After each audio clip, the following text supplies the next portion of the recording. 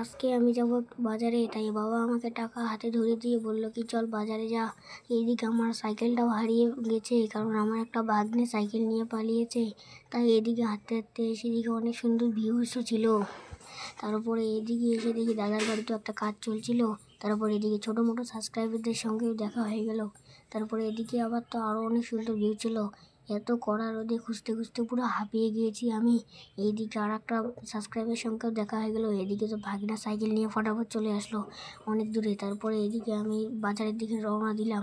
Finally বাজারেও চলে আসার পর বাজারে গলি দিয়ে ঢুকে আমি একটা দোকানের মধ্যে চলে আসি। এখানে টাকাটা দেওয়ার পর আমি আমার তেলটা নিয়ে নেই। তেলটা নেওয়ার পর বন্ধু এবার মোবাইলও বানিয়েছিল একটা।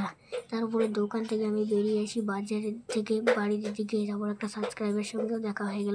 তারপরে আমার এই যে ফেমাস আমাদের রাস্তাটা দিয়ে আমি চলে আসি বাড়ির দিকে। তো আজকের মিনি ব্লগটা এখানেই শেষ করলাম।